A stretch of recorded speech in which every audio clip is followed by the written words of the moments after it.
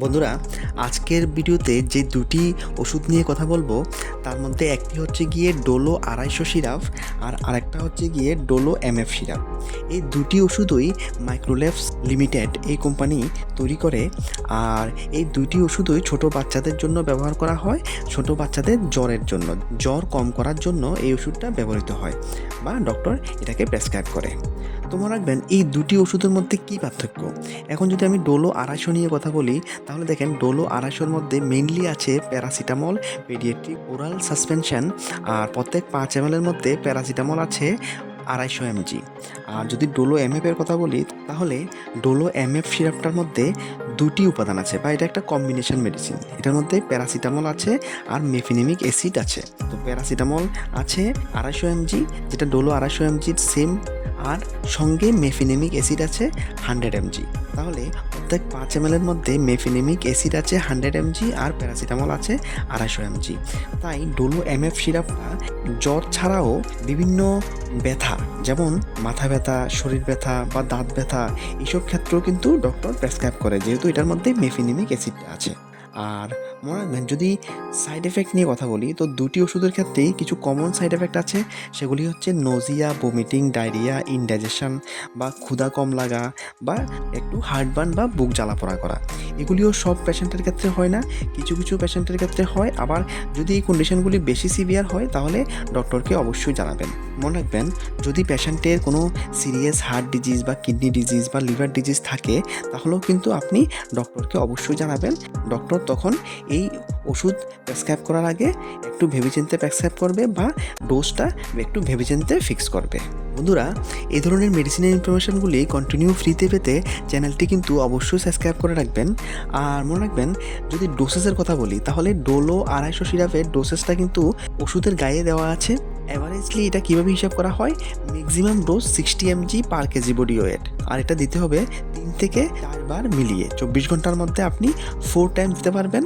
তাহলে হিসাবটা এভাবে হয়, 15 mg পার কেজি বডি ওয়েট। এখন 15 × 4 60 mg পার কেজি বডি ওয়েট ম্যাক্সিমাম, মানে 24 ঘন্টার মধ্যে 60 mg ম্যাক্সিমাম আপনি দিতে পারবেন 4 বার মিলিয়ে পার কেজি বডি ওয়েট হিসাবে। এখন বাচ্চার ওজন যদি 10 থেকে 14 কেজি হয় আর বয়স যদি 1 থেকে 3 বছর হয়, তাহলে 3 থেকে 4 ml দেওয়া যেতে পারে। সেমভাবেই যদি অ্যাভারেজ ওয়েট 14 থেকে 20 কেজি হয় আর বাচ্চার বয়স 3 থেকে 5 বছর হয়, তাহলে 4 থেকে 6 ml দেওয়া যেতে পারে। সেমভাবেই যদি বাচ্চার অ্যাভারেজ ওয়েট 20 থেকে 25 কেজি হয় আর বয়স যদি 5 থেকে 7 বছর হয়, তাহলে 6 থেকে 8 ml দেওয়া যেতে পারে।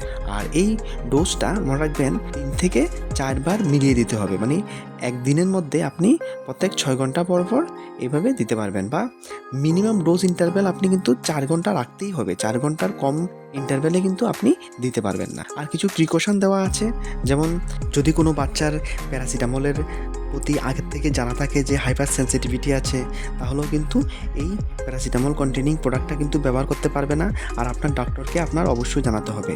আর মনে রাখবেন, ওষুধটা ব্যবহার করার পরেও যদি জ্বর থেকে যায়, তাহলেও কিন্তু ডক্টরকে অবশ্যই জানাতে হবে। আর মনে রাখবেন, ওভারডোজ কখনো দেবেন না, কারণ ওভারডোজ কিন্তু লিভারের জন্য খুব ইনজুরিয়াস। আর ওষুধটাকে ভালো করে নাড়িয়ে তারপরেই কিন্তু ব্যবহার করবেন। আর একটা মেজারিং কাপ যেটা দেওয়া হয়েছে বা উপরের যে ককটা যেখানে মেজারিং করার এমএলগুলি দেওয়া আছে, ওই এমএল দিয়ে মেপেই কিন্তু আপনি ওষুধটা বাচ্চাকে খাওয়াবেন, কখনো আইডিয়ার ভিত্তিতে দেবেন না। আর সবসময় এটাকে স্টোর করবেন কুল প্লেসে, আর লাইট থেকে প্রোটেক্ট করে বাচ্চাদের থেকে দূরে রাখবেন।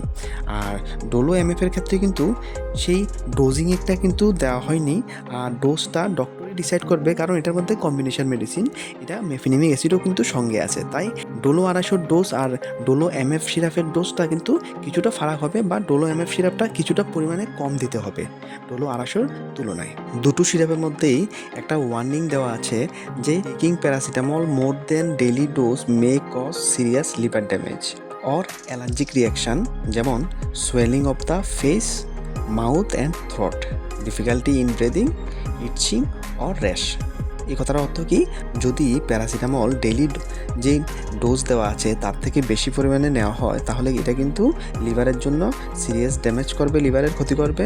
আর শরীরে অ্যালার্জিক রিয়াকশান হতে পারে, মুখ ফুলে যেতে পারে, গলা ফুলে যেতে পারে, আর নিঃশ্বাস নিতেও কষ্ট হতে পারে, বা শরীরে ইচিং হতে পারে, বা চুলকুনি হতে পারে, বা র্যাশেস বা ফুসকুড়ি আসতে পারে। ঠিক আছে বন্ধুরা, এই ভিডিওতে এতটুকুই। ইনফরমেশনগুলি ভালো লাগলে ভিডিওটিকে একটি লাইক অবশ্যই দেবেন। ভিডিওটি দেখার জন্য অসংখ্য ধন্যবাদ।